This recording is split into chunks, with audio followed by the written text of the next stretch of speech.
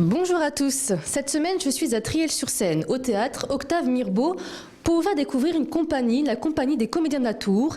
Ils sont en représentation ici. Pourquoi? Eh bien, vous allez poser la question au président de la compagnie. Bonsoir, Philippe Prévost. Bonsoir. Dites-nous en deux mots, qu'est-ce que la compagnie des Comédiens de la Tour? Alors, la compagnie des Comédiens de la Tour est une compagnie déjà assez ancienne, puisqu'elle est née en 1970. Elle tient son nom du château de la Tour de l'Autil, où l'on avait à l'origine une salle de répétition au dernier étage.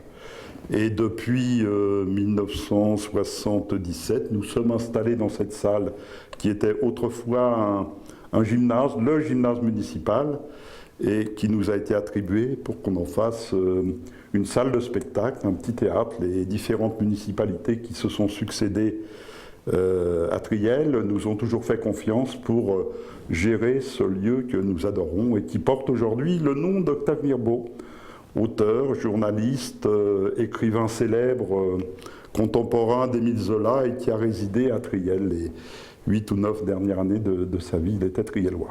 Et justement, la pièce que vous jouez en ce moment est un peu pour lui rendre hommage, Le Foyer. Voilà. Alors, comme par hasard, on joue en ce moment une pièce d'Octave Mirbeau qui est Le Foyer, une pièce qui a été créée il y a plus d'un siècle et qui, à l'époque, a eu en fait quelques petites difficultés à sortir car elle parle de sujets qui sont des sujets relativement graves.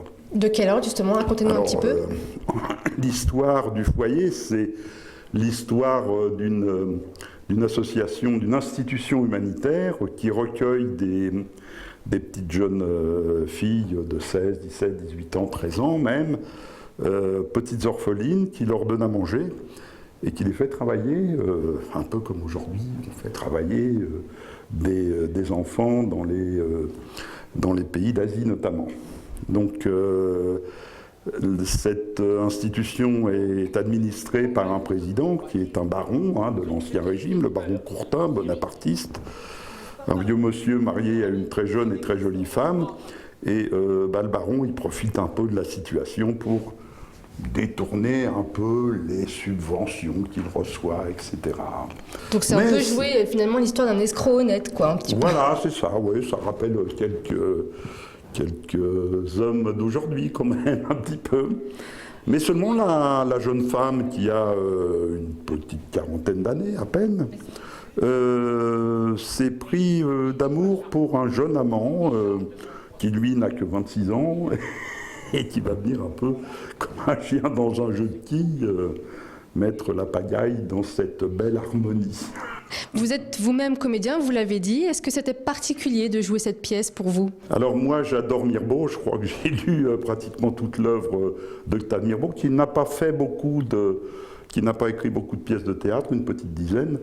Nous avons joué il y a quelques années Les affaires sont les affaires, Le journal d'une femme de chambre, ainsi que d'autres petites pièces.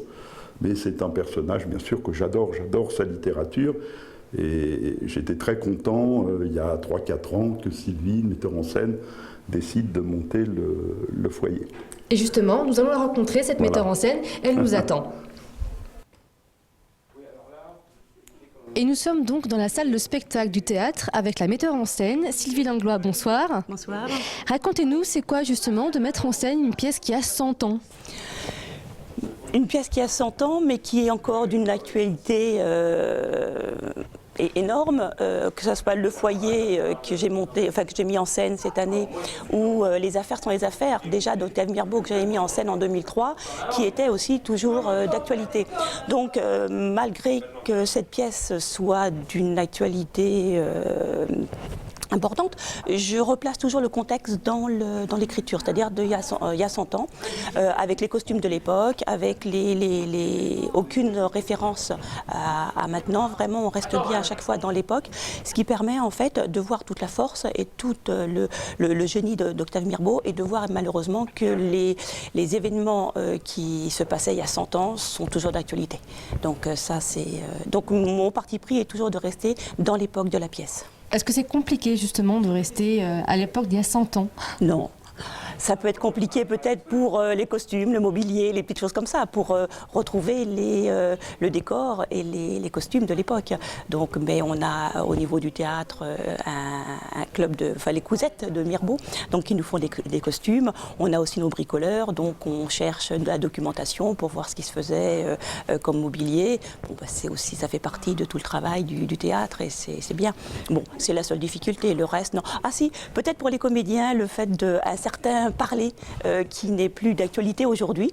Donc pour les comédiens, c'est peut-être un travail supplémentaire pour eux, car il y a des tournures de phrases qu'on n'utilise plus aujourd'hui. Mais c'est super de les entendre. Et pour vous, je suppose que c'est quelque chose d'intéressant, justement, oui. de se lancer là-dedans et de finalement relever le challenge. Oui, et il y a aussi le fait des mots qui sont qui ne sont plus utilisés aujourd'hui. Donc dans le programme, c'est vrai qu'on a quand même donné quelques définitions de mots. Le terme, c'est vrai que le président utilise le verbe aboucher. Je vais vous aboucher avec lui tout à l'heure. Donc c'est vrai que ce sont des mots qu'on n'utilise plus beaucoup aujourd'hui. Donc on a quand même cette redécouverte d'un certain vocabulaire. Et justement, que veut dire aboucher ? Vous mettre en relation avec. D'accord, oui, en effet, on n'utilise plus ça aujourd'hui. Mais pour vous, c'est quand même tout le défi finalement de mettre ça en scène. Comment ça se passe ce travail avec les comédiens de la Tour ? Alors le travail des comédiens est assez simple pour moi en fait, parce que je discute beaucoup avec eux de leurs personnages. Je donne un cadre de mouvement, mais je leur laisse toute la liberté de création de leurs personnages en fonction de leur propre lecture. C'est-à-dire que moi j'ai une idée de ce que je veux voir sur scène, mais on travaille leurs personnages ensemble. Donc il y a beaucoup de discussions. Donc là après je suis vigilante pour que ça se passe toujours de la même manière. Et ce n'est qu'un début, puisqu'après vous allez faire une petite tournée. Au niveau des représentations, oui, tout à fait. Le 2 février, nous sommes à Verneuil-sur-Seine. Nous allons jouer au profit des œuvres du Rotary. Le 16 et le 17 février, nous sommes à Ancé, dans le 69. Et puis début mars, nous serons à Vilaine-sur-Seine. Là, c'est pour les œuvres du Lions Club. Et jusqu'au 20, ici, justement, au théâtre. Et on va rencontrer un des comédiens qui sera là aussi. Et je retrouve dans les loges l'un des 87 comédiens, Laurent Viers. Bonsoir. Bonsoir. Raconte-nous déjà votre rôle. Alors moi je joue le rôle de Robert de Berval. C'est un personnage socialiste de l'époque qui n'a pas tant un rôle extrêmement important de par sa présence, ni de par son personnage en lui-même. C'est plutôt un faire-valoir, c'est sa fonction qui est importante. C'est vrai qu'il représente un contrepoids par rapport au personnage, par rapport au contexte de la pièce, qui est une pièce très, très cruelle.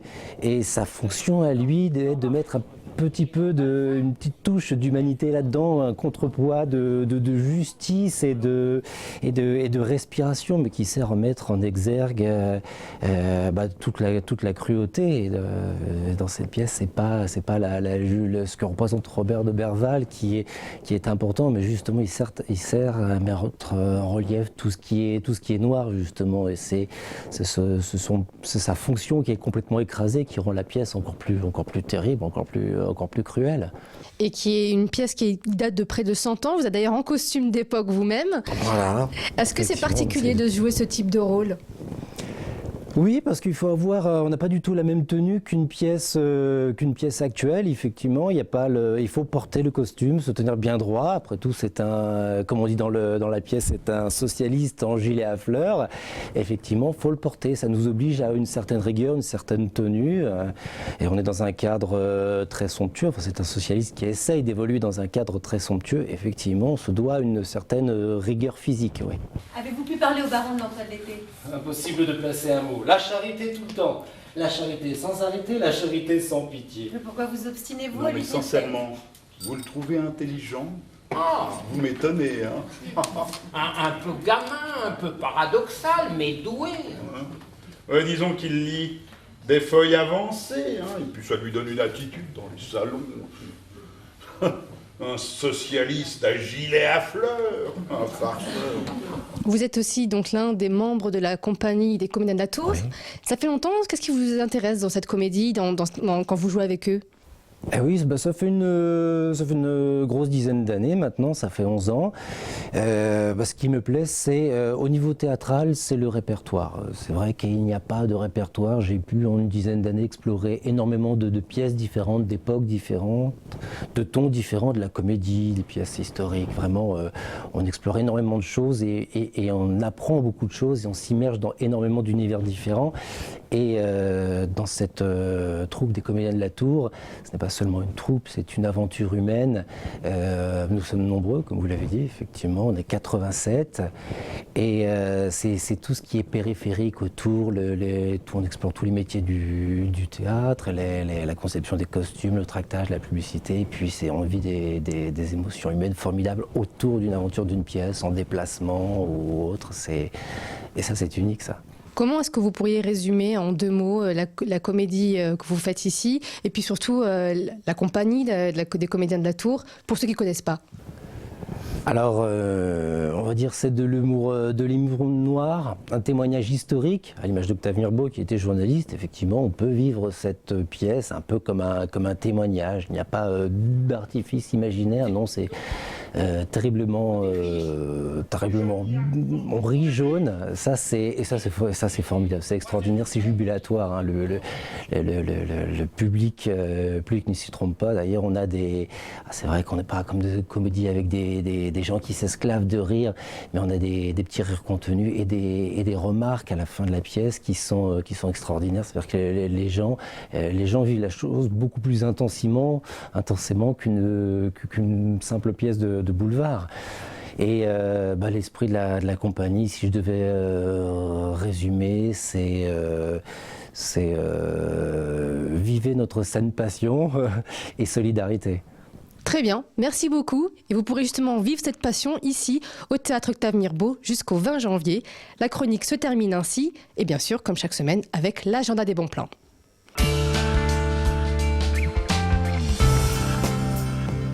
L'agenda est très théâtral cette semaine.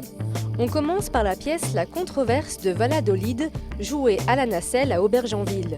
L'histoire se déroule en Espagne et comme l'indique le titre, à Valladolid, dans la région de Madrid, il est question des Indiens. En 1550, une controverse fait rage sur la place à leur accorder dans la société. La pièce met en scène le plaidoyer de 2 prêtres. Représentation par la compagnie Hubert Japelle à la nacelle le vendredi 18 janvier à 21h. Autre pièce de théâtre vendredi soir, celle de Bonheur Voyage, une représentation jouée au Saxe d'Acher par la compagnie Théâtre des Oiseaux. Il s'agit d'une création qui nous entraîne dans le voyage maritime d'un personnage nommé Bonheur, à découvrir le vendredi 18 janvier à 20h30. Le spectacle sera suivi d'un débat droits et migrants, animé par les intervenants des associations de défense des droits des migrants, dont la CIMAD et la Ligue des droits de l'homme. Enfin, dernière pièce de théâtre de cet agenda, La Nuit des Rois, samedi 19 janvier au Théâtre du Vésiné. La célèbre comédie de William Shakespeare est réinventée par 9 artistes de la compagnie du Matamor. Carnaval et Charivari seront de mise pour une soirée d'humour mise en scène par Serge Lipzig.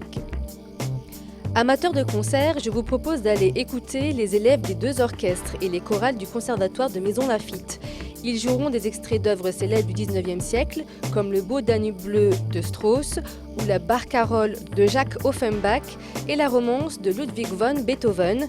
Le concert symphonique des Petites Mains, c'est ce samedi 19 janvier à 17h à la salle Malesherbes de Maisons-Laffitte.